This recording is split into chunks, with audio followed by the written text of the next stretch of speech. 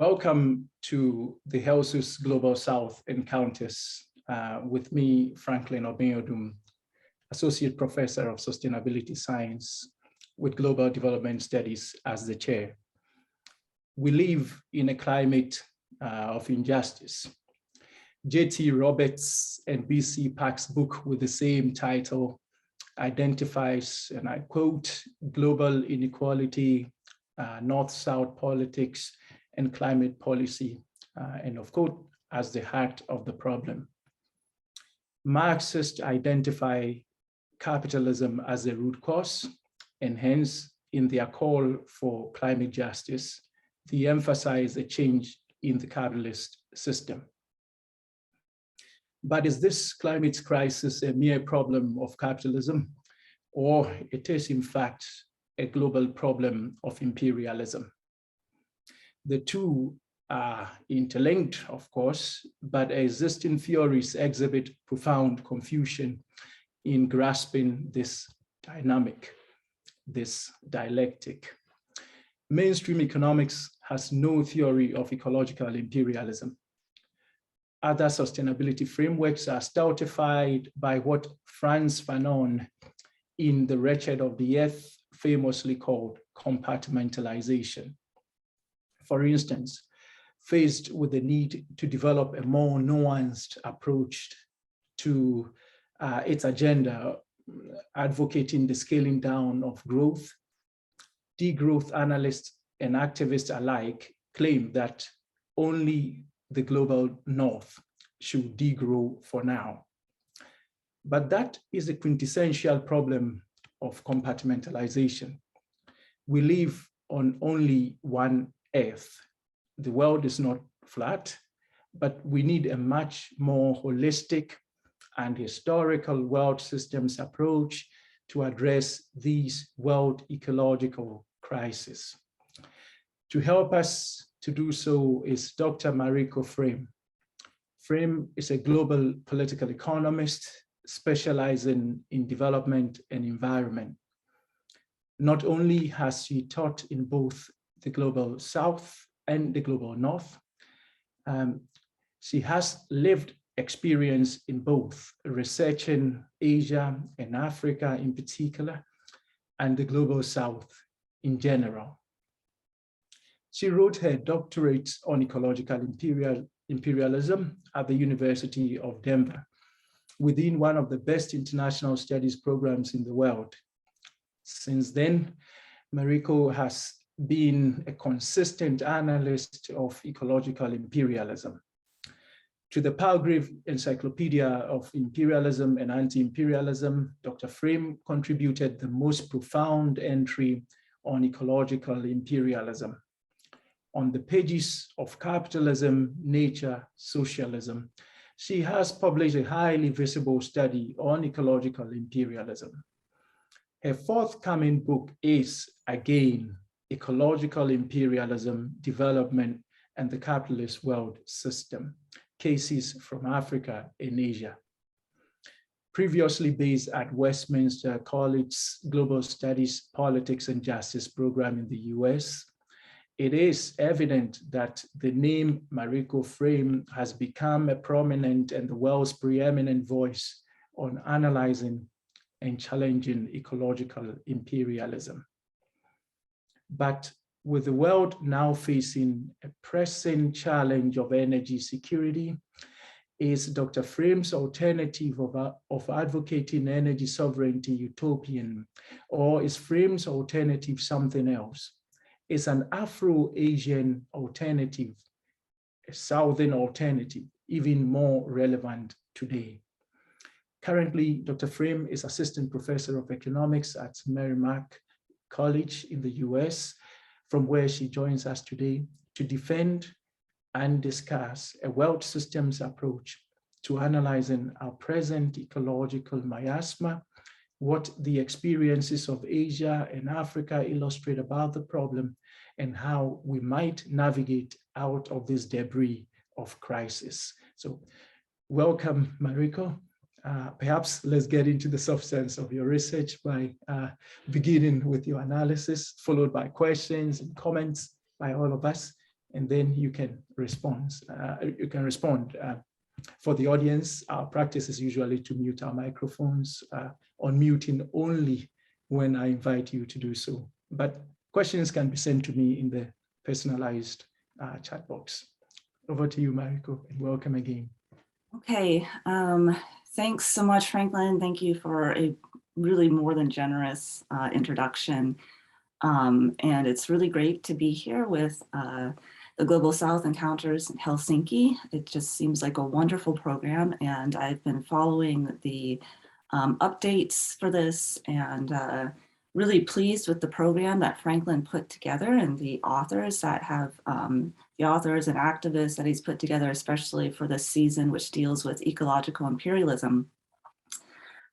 What I think I'm going to do today is I'm going to talk about really my journey in the phases of conceptualizing ecological imperialism, because it's been kind of a long journey. It started really back in 2010.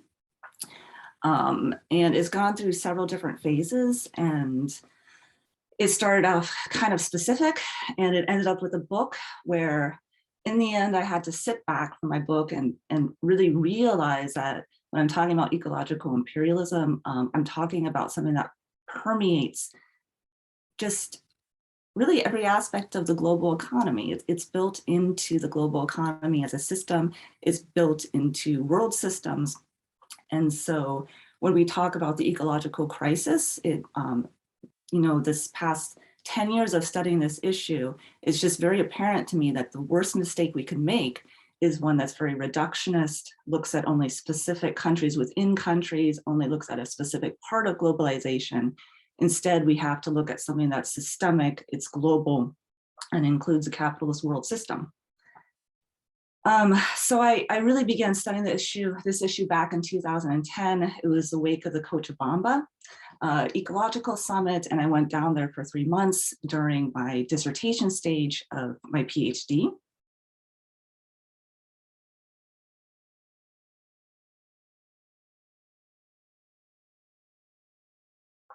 And it became very apparent to me ecological debt and climate debt was, anti-capitalism, anti-imperialism was given voice at the Cochabamba Summit. So I thought, this issue is really an important issue. This is what I want to do my dissertation on. I ended up deciding to write a dissertation on foreign investment in African resources, because I lived in Tanzania as a Peace Corps volunteer for a number of years, and so I felt some connection.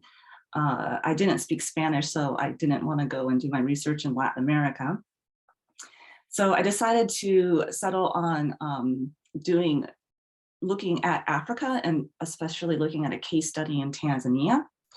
And at the time that I started my dissertation research, there was increasing recognition of a particular theory called ecologically unequal exchange theory, which had been around since 1985, but it was getting more attention. And ecologically unequal exchange theory is very much in the framework of world systems theory. So it tries to position ecological debt, and it tries to position, basically ecological debt, also some climate debt, in the capitalist world system between the core and the periphery. What I wanted to do with my dissertation is I wanted to dig into the political economic context and the historical context behind ecologically unequal exchange. A lot of the literature was empirical and it was large scale. And so we were looking at data, looking at input-output analysis, looking at material trade, material flows analysis. There was this large end studies coming out and saying, we do have the data that the global South has an ecological debt. I mean, the global North has an ecological debt with the global South across a wide variety of resources. It's not just a climate debt. It is, it's water, it's land, it's biophysical resources. And I thought, okay, this is wonderful, But the question is, how does this happen? Why is it happening? Of course, we know colonialism. It's very obvious under colonialism how something like ecological debt could happen, because that was the role of colonialism, was essentially to turn the colonized countries into exporters of natural resources and importers of manufacturing goods. But it's been some decades past colonialism, and this issue of ecological debt, from what I've seen, is something that has increased, and it has increased over the time period of, I don't know, maybe 1980s up until now. So I dug into these issues for my dissertation, and I dug into the history of it. I went back and I read the post-colonial leaders in Africa, especially I read Nyerere. And what I discovered on the political economic context is there was colonialism, and then there was the backlash, in a sense, against colonialism in the form of economic nationalism. And then there was this time period of neoliberalism. And now neoliberalism has been talked a lot about from the perspective of labor, as a backlash against labor. But in my dissertation, I really make a case that there's a strong ecological component of it, because what we saw at this time period of post-colonialism, economic nationalism, which I don't necessarily defend that time period or criticize it. It's a time period that's been criticized on both the political right and the political left. But I do point out there were anti-imperial movements which sought resource sovereignty. There was the new international economic order, there were primary commodity cartels. It was a height of nationalizations. And when we look at what neoliberal development policies, the structural adjustment policies did, is they reverse these policies. And when I dug into, I did a kind of historical tracing of policies in land and mining in Africa. And essentially the structural adjustment policies, when you go back and you trace them, and Africa was subject to more structural adjustment policies than basically anywhere else. The resources of Africa were essentially given to foreign investors. This was the beginning of it. For example, when the World Bank was advising Africa on how to restructure their mining sector, which just like other countries in the global South, under economic nationalism, there was regulation, a lot of regulation over multinational corporations. So the World Bank just did a survey, and they handed this survey to mining companies, and they said, what would you like to see? How do you want to see the African mining sector reformed? And of course, the multinational corporations said, well, we want to see low taxes. We want to see it easy to repatriate profits and so on. We don't want nationalizations. And so, but there wasn't really any consideration of environmental or social development. And that would become the basis for the restructuring Africa's mining sector. And the same idea was happening in land. I ended up going back to Tanzania for 6 months during my dissertation, and I did a deeper case study in Tanzania specifically. I traced the consolidation of Tanzanian land and mining sectors under colonialism, under the British colonialism, and how basically when that was transferred, it went from Nyerere's African socialism to neoliberalism. That centralized control really gave foreign investors basically a free-for-all for African resources. And it's not surprising that this kind of free-for-all for African resources put under the hands of transnational corporations would increase ecologically unequal exchange. I mean, for one thing, we had the emphasis on export-led development. We had the emphasis on comparative advantage with a specialization in natural resources. We had liberalization of foreign investment, and all of these things, which kind of built up through the 1980s and through the 1990s, would set the foundation, the groundwork for what was happening in the 2000s, the scramble for African resources. Because by the time the 2000s came along, the environmental crises had begun to burgeon, and Africa had become a kind of a last frontier for cheap resources in many ways.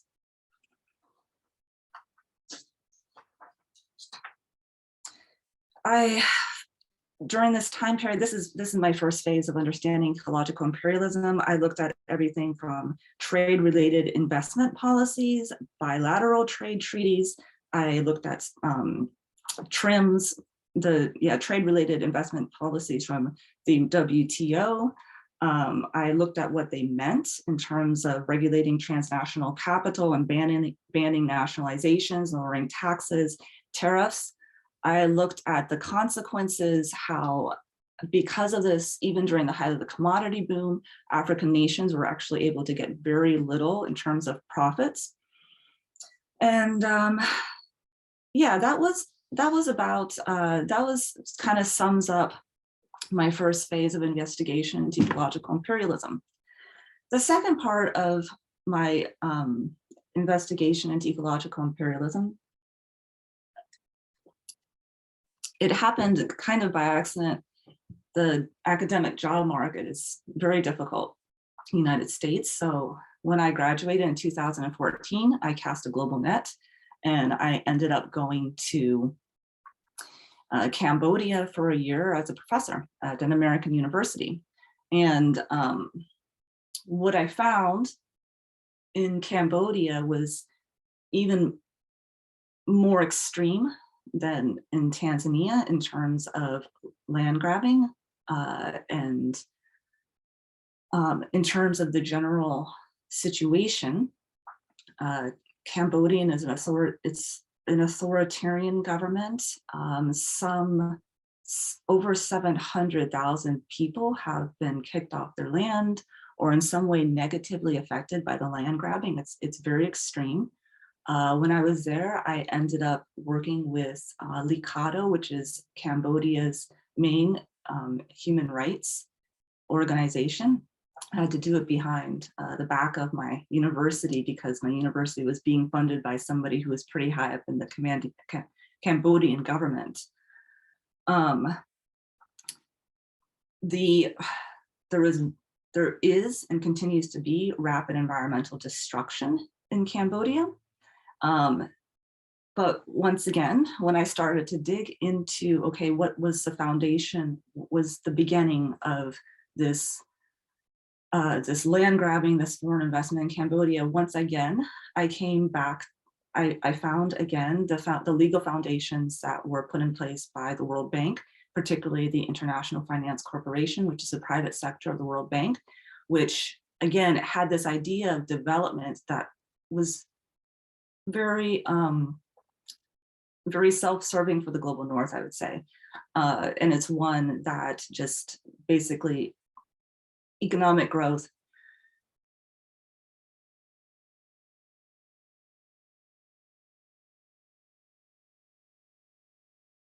development based on this very nearly exporting natural resources and so on. The thing that was different about Cambodia, which I hadn't thought about as much before, is that in Cambodia, most of the investors were actually Asian. They were primarily Cambodian from the data I've been able to see. So a lot of domestic elites, whereas in Tanzania, for example, the main gold company was Barrick Gold, which is Canadian, and Ashanti, which is South African. In Cambodia, there are many Cambodian investors. China was the second largest investor and followed by Vietnam. And then the rest were mainly Southeast Asian investors. And there was some investment coming from the global north, Europe and America. And this really got me thinking of the fact that when I was doing my dissertation, there was under theorized understanding of sub-imperialism, of the role of the semi-periphery, and that especially at a regional level, we can find tremendous influence from emerging economies in the economies of their poor neighbors. And a lot of these investments are in Cambodia are very much implicated with deforestation, with human rights. So in 2018, in 2016, I attended a conference on ecologically unequal exchange, and I decided to write for their edited volume, write about this problem that we need to understand the semi-periphery in ecological imperialism, and we need to understand it in ecologically unequal exchange. So I included a chapter about this in my book. Particularly, I address China. So I'm going to say a few things about. I consider it a provisional understanding, a provisional framework of the semi-periphery. The semi-periphery is a complex category. There's a lot of different types of countries. I've really only been able to look at emerging economies in East Asia. So I don't want to speak too much about other countries that might be in a different position in the semi-periphery. But I'm going to say a few words about it. And the first thing is that in the United States, we have a very limited kind of black and white, almost Cold War rhetoric going on with China, which leaves out a lot of the complications of understanding China's role in other countries. And so when I was thinking about how to talk about the semi-periphery and ecologically unequal exchange and ecological imperialism, I would have to understand the semi-periphery in relation to the core, these emerging economies, not all the semi-periphery, but the emerging economies I was looking at, in relation to the core, as well as the relation to the periphery. So in the relation to the core, and I'm going to show I'll show slides after I'm done talking, actually, I forgot about my slides. But in relation to the core, the semi-periphery, the imperialism is quite different.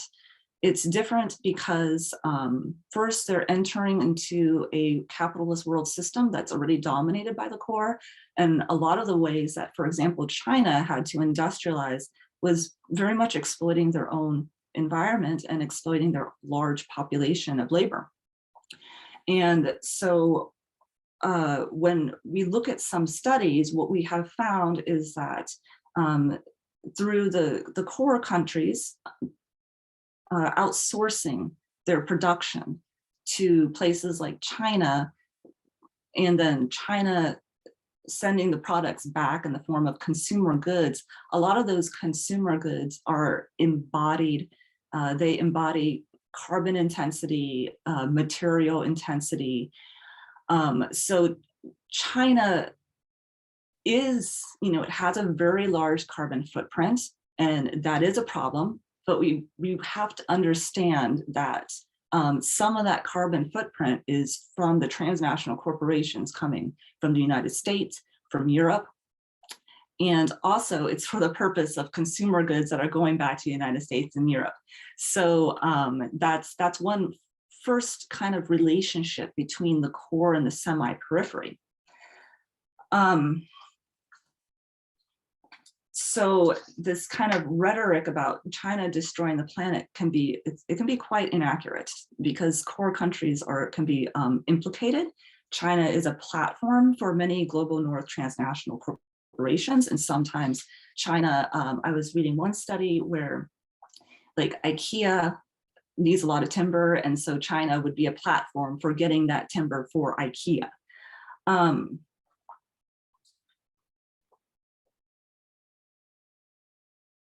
The global north has gained massively from China's economic growth as consumers through cheap consumer goods that offset the effects of stagnating wages. And the transnational corporations and their shareholders have obviously gained tremendously from the cheap labor in China as well.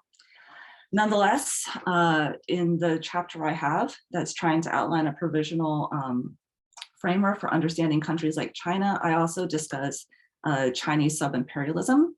I discuss it specifically in the case of Southeast Asia. And okay, it might be different because the semi-periphery is not getting the same surplus as core countries, and it has to compete with the core countries, and it's been exploited for cheap labor, and it's destroyed a lot of its own environment. But nonetheless, its imperialism overseas does mimic some of the characteristics of imperialism that we saw from the global north, traditionally the global north coming to the global south. For example, there's some evidence that China is shifting some of its journey manufacturing to the periphery in Southeast Asia. There's some evidence, provisional evidence that I found of ecologically unequal exchange between China and Southeast Asia.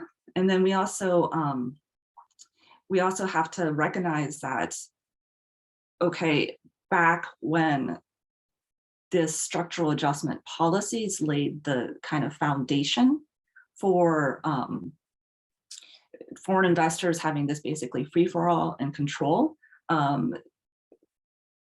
Countries in Southeast Asia and with these treaties with ASEAN and China have basically taken that idea and they've run with it and they've created their own regional trade. How am I doing on time? I feel like I'm getting right to my... Do I have a little bit of time left? Yes, yes, please keep going. Yeah. Okay. So that was phase 2 of my investigation into ecological imperialism. And by this time I was thinking, you know, I need to put this in book form, because if you put it just in journal form, people can't see the kind of the bigger picture of the system. The third phase of ecological imperialism, I'll try to be pretty brief here because I want to show some slides, is the recognition that not only do we have to look at international trade and the international division of labor, and also foreign investment policies, but we have to include international finance. So international finance is that third pillar of international economics. I teach international economics. So we always include international trade, international investment, and international finance. So I wanted to have the whole world capitalist world system, and I wanted to have a comprehensive idea of the 3 pillars of globalization. So it was a little bit more challenging to theorize international finance, because international finance is not something we normally think about when we talk about ecological debts or ecologically equal exchange or ecological imperialism, because it's hidden. It's a lot of the attention tends to come towards that interface between transnational corporations in the natural resource sectors. But a lot of NGOs now, I'm happy, are really picking up on the fact that there's that third actor, which is international finance, that's really behind everything. Because capitalism is, it really couldn't exist as we know it without finance. Capitalists borrow debt in order to continue their operations, in order to begin their operations, in order to expand their operations. So for my book, I have a provisional framework of understanding international finance and ecological imperialism. And I have a case study chapter where I look at the financing behind palm oil, which is famous for a commodity that's really famous for its environmental destruction. And I'll just say a few key points about international finance. I found a few insights from Marx were really important as I was trying to theorize this. And first, of course, finance, it's simple, it's does the funding behind all of this. It's really the lifeblood of ecological imperialism. Funding is built on international finance is built on debts, and debt has to be paid. So it's a system that's locked into greater growth. The financial sector in a structural sense is I do look at class with the financial sector. The financial sector acts as a centralizing mechanism for all kinds of funds all around the world, whether we're talking about workers' retirements, non-reinvested surplus. It all gets centralized into the financial sector, and then it becomes what Marx talked about, a money power in the hands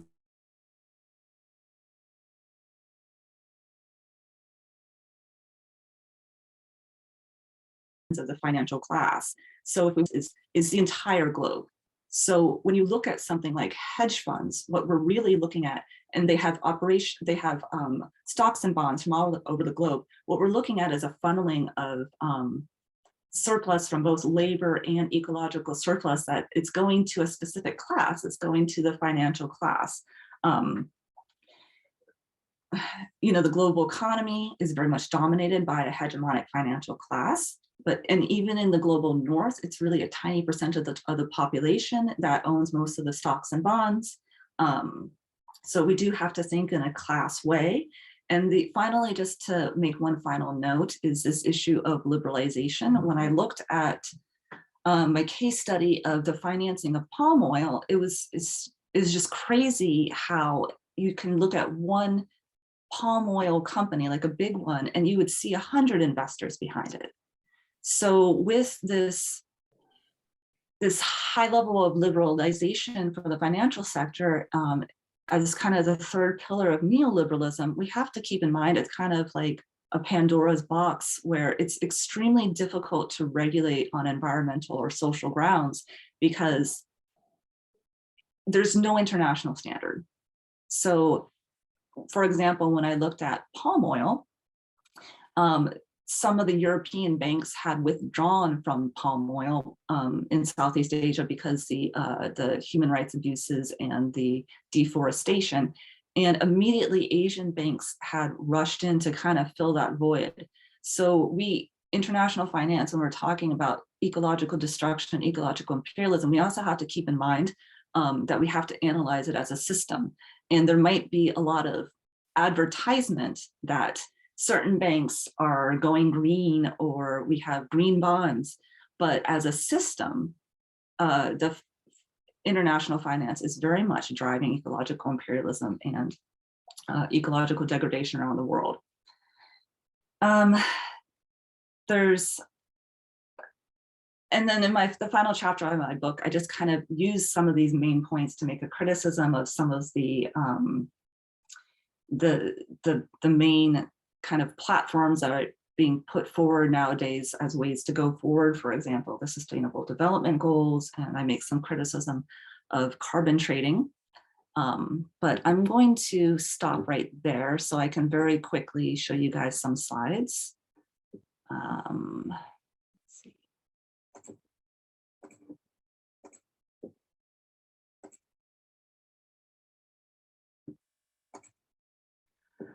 I just wanted to, so I examine a lot of material flows in my book. This is the raw material equivalent of exports for Africa from 1970 to 2019. So it's basically all the raw materials, metal, fossil fuel, non-metallic minerals, and biomass that were needed to produce the exports from Africa. And we can see that in a material sense, they have grown, and they have grown long past the commodity boom. So it's a structural trend, it's not just a blip.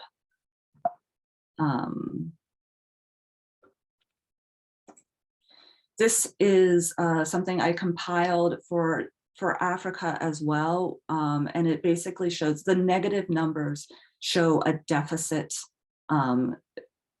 in terms of trades. So this shows how over time from 1990 and 2013, Africa has been exporting more resources than it's been importing, which is typically taken in the literature to mean ecologically unequal exchange. So again, it's a long-term structural trend.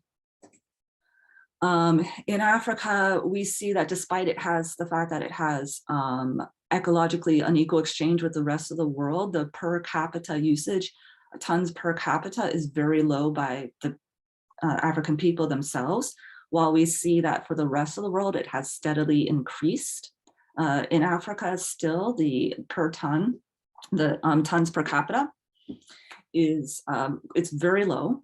It's less than 5 tons per capita. I think in places, well, I'll show you a comparison in a minute. Material footprint per capita according to country. I decided to put in Finland for this presentation. I was actually really surprised that I didn't expect it, that the material footprint per capita would be so high in Finland. But as we can see, there's quite a bit of variation, whether we're looking at Africa, which is the lowest, Asia, North America, or Europe. And I wanted to show a little bit about how domestic extraction, which is the resources that are taken within the country itself, not obtained through imports, it has in many ways leveled off. This is for the United States. I'll show you a comparison with China, but from 1970 to 2019, it's fairly, it doesn't change too much for the United States. Doesn't change too much for the EU. So these are the resources being extracted from within those countries. It actually decreases for Japan. But if we take a look at China, it goes up exponentially. And 30 billion tons per capita is extremely high. We could compare that with Japan or United States, which is a much bigger country, and it's less than 8 billion tons. So I'll stop there.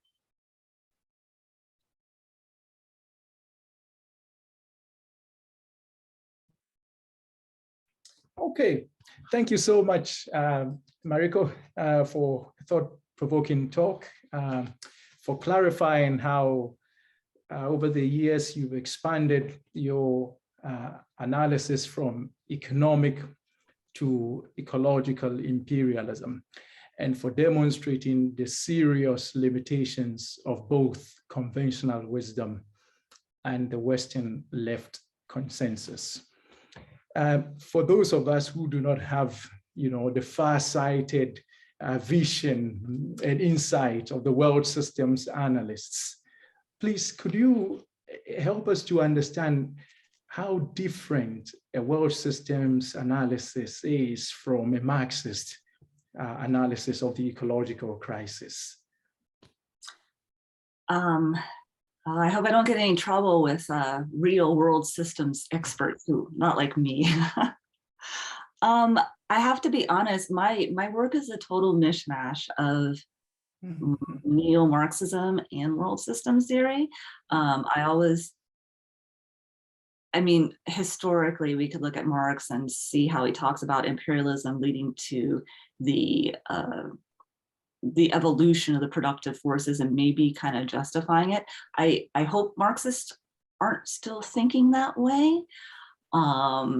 We could talk about differences between dependency theorists who explicitly weren't Marxist, like Raoul Prebisch, or we could talk about like ecologically unequal exchange theorists who, like Alf Hornberg, who are not Marxist, but they still utilize that basic concept of core versus periphery, of an international division of labor, of an imperialism through trade.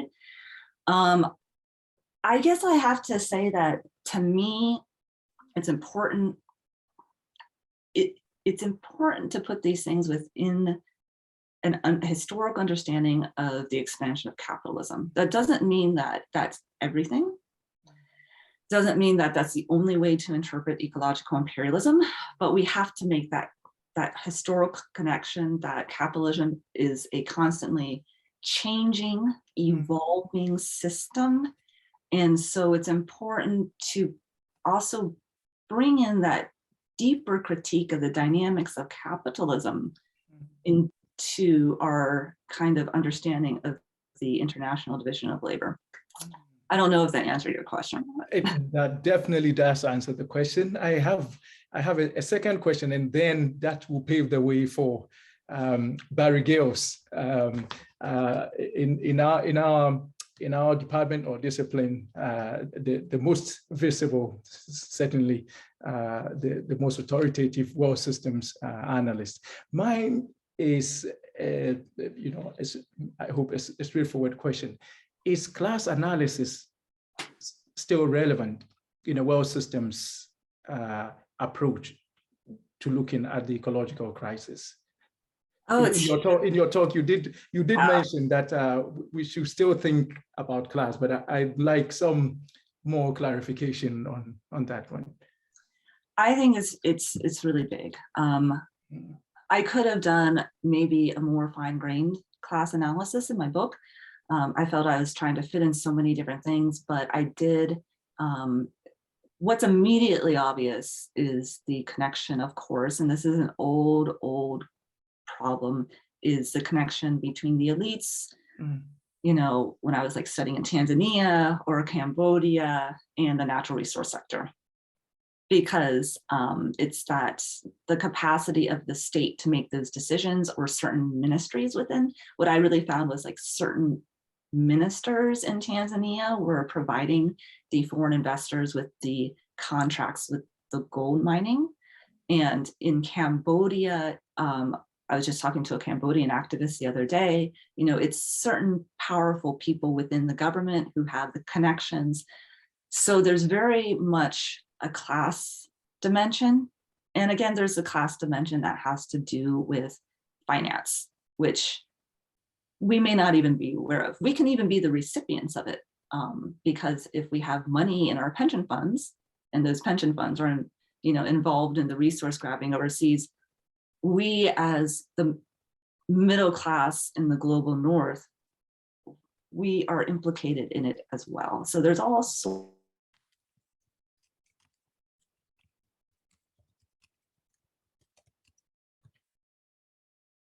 of class issues. Thank you so much, Mariko. Barry, if you are still with us, please could you ask your question? I think there's a comment and then a question as well. All right. Hello. Well, the comment is, this is a fine presentation, and I wanted to congratulate you, Mariko, on this. This is very good work. And far from being scattered, you were just sort of being humble and modest. It seems to me a very, very effective combination of a whole number of different aspects of the analysis, and it weighted to very solid empirical evidence material. So I'd say congratulations, it's first-rate analysis. And I intend to use your book immediately as soon as it's available in teaching our students. So thanks for that, and thanks for being here today.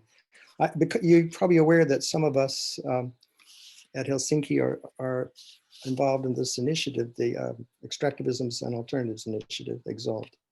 So we've been doing a bit of work the last few years trying to explore the utility analytically of the concept of global extractivism.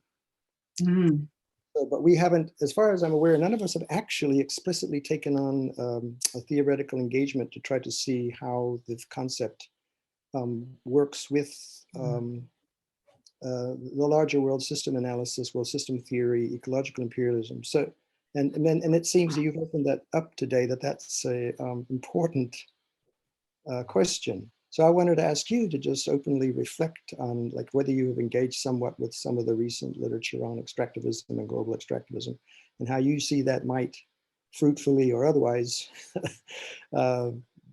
interact or be engaged with, work with your particular way of doing ecological imperialist analysis and world system theory. First of all, thank you. I've looked at your research. It's really extensive, and I was just really pleased with reading through a lot of your own research. I have started to look into the post-extractivism stuff coming from Latin America,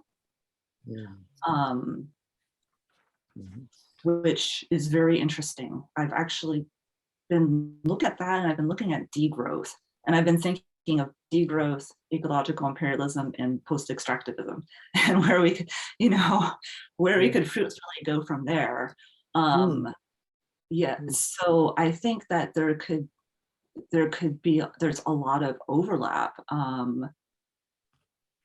Maybe you could explain a little bit more about the specifics of what your group is looking at. Okay. What we wanted to go beyond single cases of extractivist practices, or theorizing extractivism as a kind of model, a template of, like Godinez has done, if you have a certain amount of export involved and value added and so on, then it's extractivist, and if not, then it isn't, and so on. We wanted to look at it as a global systemic phenomenon, and its interrelations and its structural patterns and its drivers and its consequences as a global system. So I think the idea there is that global extractivism is embedded in the entire capitalist world system as a central process. It is deeply ecologically destructive and involves, the extraction of surplus all over the planet to be centralized into transnationalized capital for their accumulation on world scale.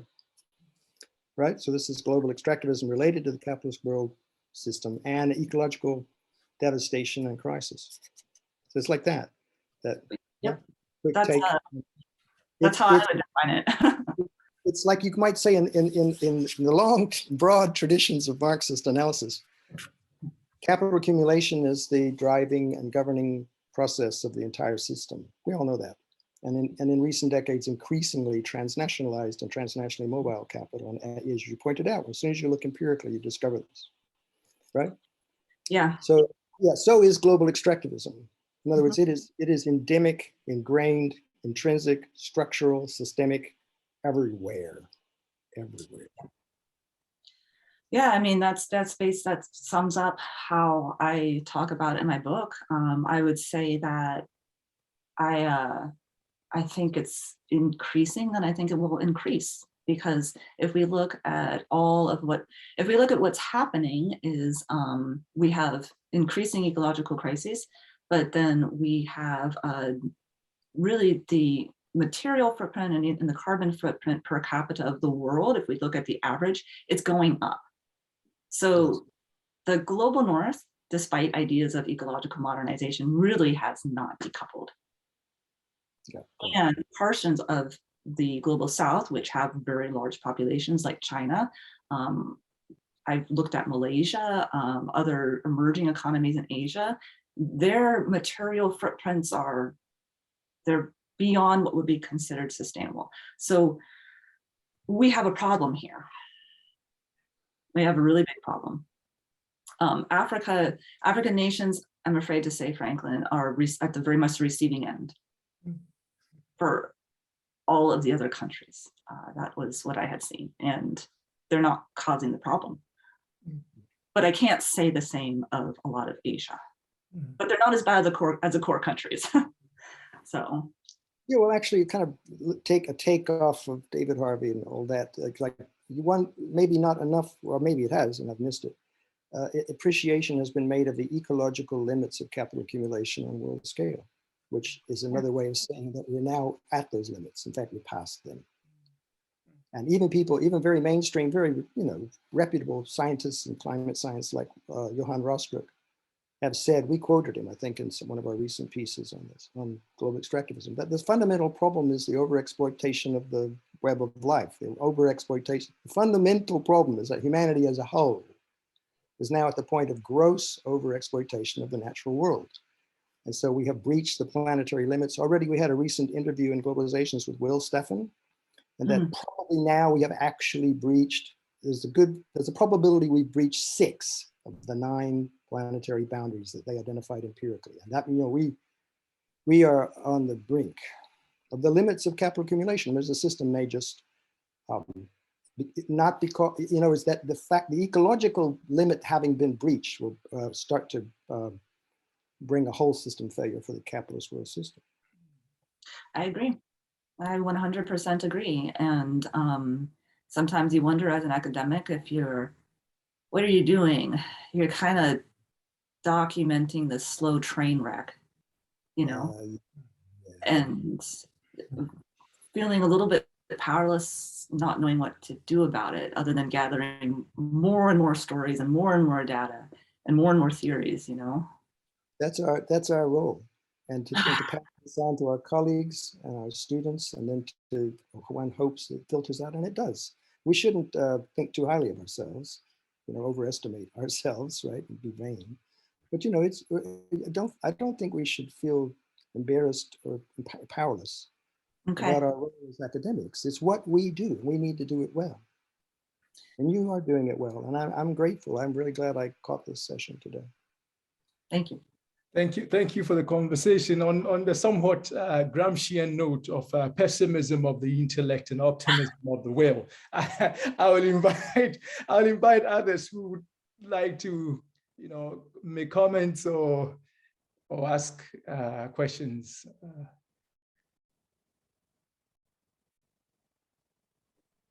In the chat. Oh yes, there's a hand up, Hannah. Yes, that's right. I'm here. I'm not sure whether you hear me or not. We do.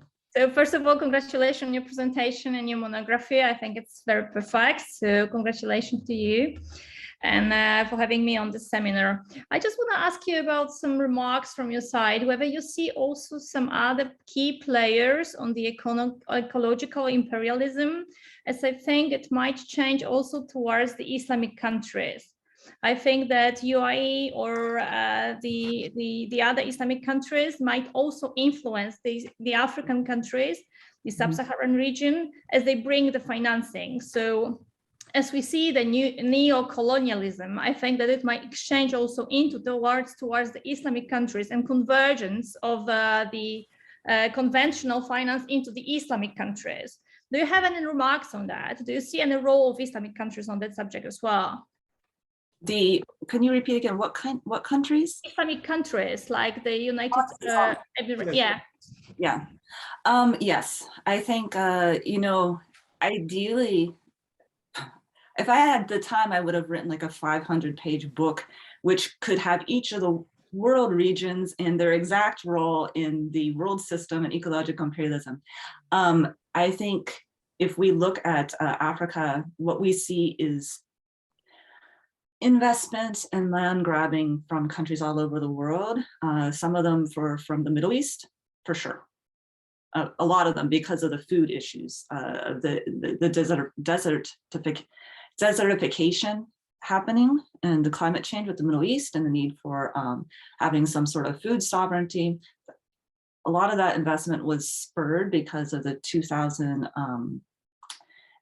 2008 crisis, which also led to higher food prices and a lot of countries realizing they needed to have their own production of food overseas, but they couldn't do it in their own countries. So that's the connection I saw with Middle Eastern countries in Africa. But it's not, it's Middle Eastern, it's China, it's Brazil, it's what Patrick Bond has called sub-imperialism with South Africa. It's Eastern European countries, it's America, it's Europe. So in Africa, I saw quite a wide array of investments. In Cambodia, it was dominated by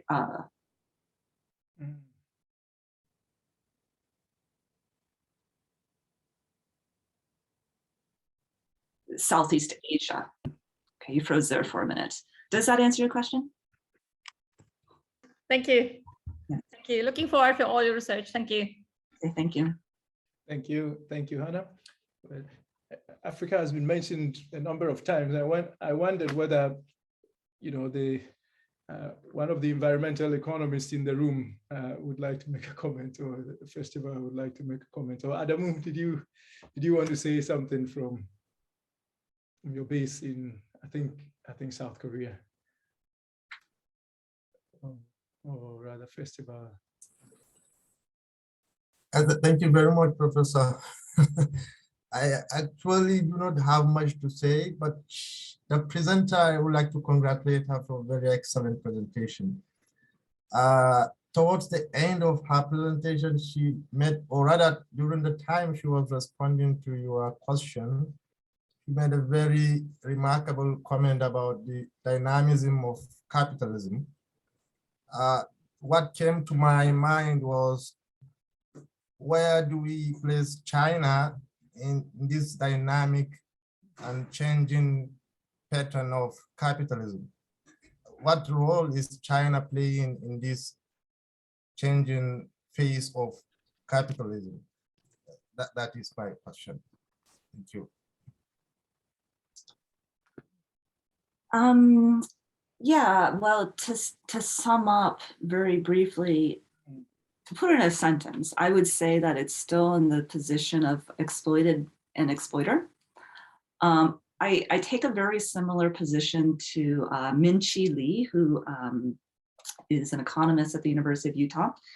And he's done some work looking from the labor perspective and a little bit at looking at carbon footprint and stuff with China. And he came up with this basic conclusion that China's not in the position of the core countries as like a country that's engaging with domination for the entire world. It's still being exploited by the core countries, but that it is engaging with some imperialism overseas. And so that's what the future holds for China. I have no idea. I really don't know. The capitalist world system can change. It's not a static thing, though it has managed to maintain a hierarchy for a long time now.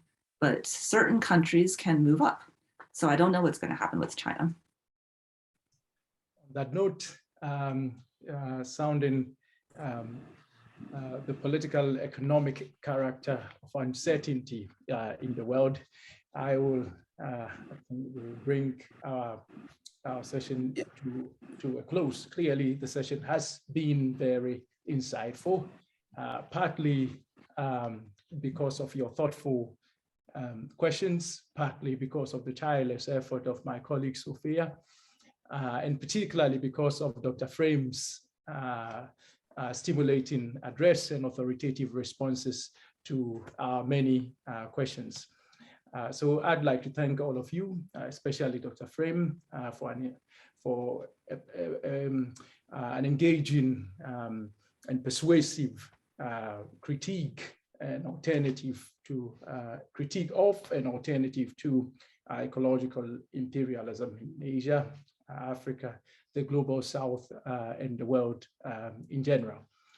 Following this pathway, the HELSUS Global South Encounters will return next month with a talk on the global pollution problem, haze and anti-haze.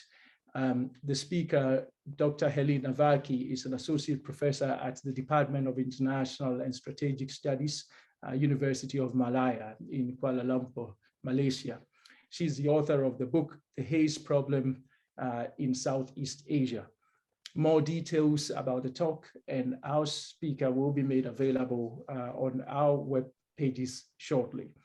In the meanwhile, I'd like to draw your attention again to recent post on just ecological political economy, the HELSUS Global South blog. Feel free to comment on or share the post. Contributions are also very welcome. Thank you, and I'll ask Sophia to make a few observations before we say goodbye and see you next month.